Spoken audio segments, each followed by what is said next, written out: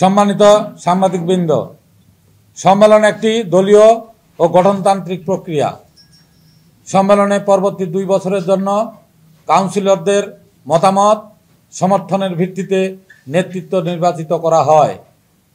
যেহেতু দল একটি সাংগঠনিক পরিবার, সেহেতু দলের ঐক্য সৌহার্দ্য রক্ষার স্বার্থে সাধারণত দলীয় সম্মেলনে দলে অবদান ও সমঝোতার মাধ্যমে নেতৃত্ব নির্বাচনের চেষ্টা ও প্রক্রিয়া করা হয়।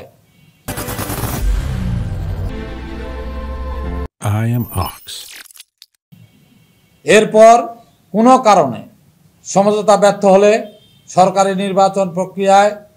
নির্বাচন প্রক্রিয়ায় মাধ্যমে নেতৃত্ব নির্বাচন করা হয়। কেন্দ্রীয় নির্দেশনা মোতাবেক গতকাল বালিয়াডাঙ্গি উপজেলা বিএনপির সম্মেলনে প্রথম অধিবেশনের সমাপ্তি সংক্ষিপ্ত কার্যক্রম শেষে জেলা বিএনপির আমি যুগ্ম সম্পাদক পয়গাম আলী সভাপতিত্বে দ্বিতীয় অধিবেশনের কার্যক্রম ও নির্বাচন প্রক্রিয়া শুরু করা হয়। স্বচ্ছ ও নিরপেক্ষভাবে দুপুর 2:30 ভোটের যাবতীয় কার্যক্রম শুরু হয় এবং কাউন্সিলরদের স্বতঃস্ফূর্ত অংশগ্রহণে অত্যন্ত উৎসবমুখর পরিবেশে বিকাল 4:30 পর্যন্ত শান্তিপূর্ণভাবে ভোট গ্রহণ শেষ হয়। 490টি ভোটের মধ্যে 488টি ভোট কাস্ট হয়, যা প্রায় শতভাগ।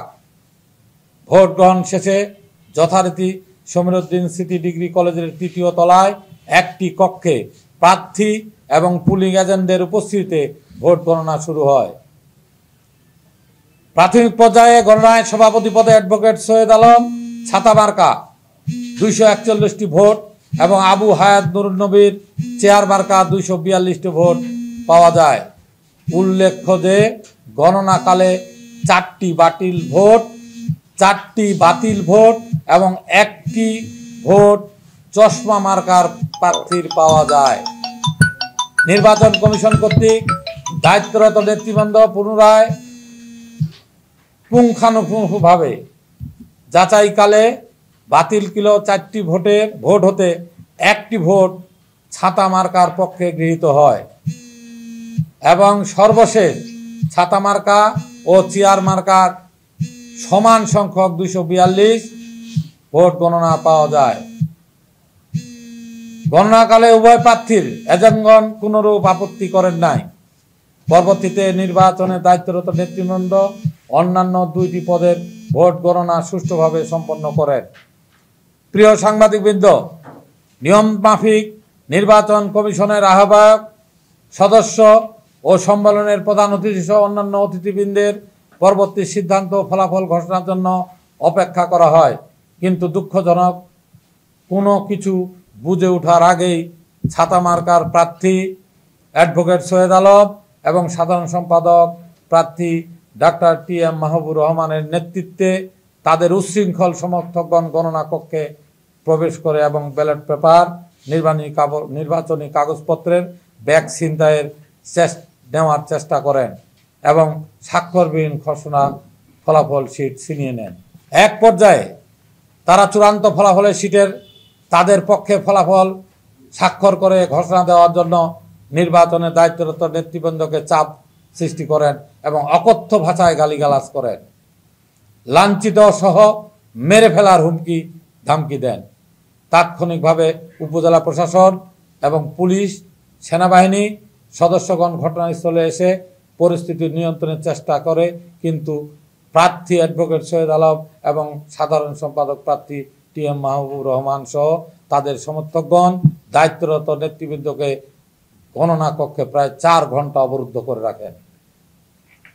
প্রিয় সাংবাদিকবৃন্দ, গণনা কক্ষ থেকে জেলা বিএনপির সম্মানিত সাধারণ সম্পাদক ও সম্মেলনের প্রধান অতিথি জনাব মির্জা ফয়সাল আমিনকে সর্বশেষ পরিস্থিতি সম্পর্কে অবহিত করা হলে তিনি দলের নেতৃবৃন্দের নিরাপত্তা এবং অবরুদ্ধ অবস্থা থেকে মুক্ত করার লক্ষ্যে পরিস্থিতি স্বাভাবিক করার উদ্দেশ্যে গণনা কক্ষে ছুটে আসেন।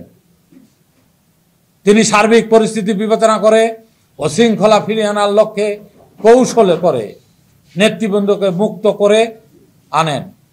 সম্মেলনের নির্বাচনের কোনো স্বাক্ষরিত বা ফলাফল আনুষ্ঠানিকভাবে ঘোষণা করা হয় নাই। অতঃপর তিনি তিনতলা থেকে নিচতলায় নেমে আসার সাথে সাথে অ্যাডভোকেট সৈয়দ আলম এবং সাধারণ সম্পাদক প্রার্থী ডক্টর টি.এম. মাহবুবুর রহমানের নেতৃত্বে তাদের উচ্ছৃঙ্খল সমর্থকগণ তাকে লক্ষ্য করে লাঠি সোটা চেয়ার দিয়ে হামলা এবং তাকে বহনকারী গাড়ি ভাঙচুর করেন।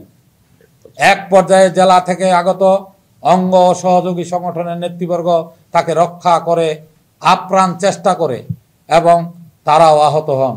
জেলা অঙ্গ ও সহযোগী সংগঠনের নেতাকর্মীদের সহায়তায় তিনি ও অন্যান্য নেতৃবর্গ সম্মেলনস্থল ত্যাগ করেন। জেলা বিএনপির সাধারণ সম্পাদক মির্জা ফয়সাল আমিন এবং তার গাড়িতে হামলার ঘটনায় আপনারা ইতিমধ্যেই সোশ্যাল মিডিয়ার মাধ্যমে অবগত হয়েছেন। অদ্য দলের পক্ষ থেকে আসল ঘটনা আপনাদেরকে স্পষ্ট করা হলো। সম্মানিত সাংবাদিকবৃন্দ, রাজনৈতিক সংগঠনে নেতৃত্বের প্রতি আনুগত্য একটি অপরিহার্য এবং বালিয়াডাঙ্গি উপজেলা বিএনপি এবং তার অঙ্গ সহযোগী সংগঠনের যে সকল নেতাকর্মী এই ধরনের ন্যাক্কারজনক ও দলীয় শৃঙ্খলা পরিপন্থী এবং আইন বিরোধী কর্মকাণ্ড করেছেন তাদের বিরুদ্ধে তদন্তপূর্বক দলীয় সাংগঠনিক ব্যবস্থা গ্রহণ সহ আইনানুগ ব্যবস্থা গ্রহণ করা হবে।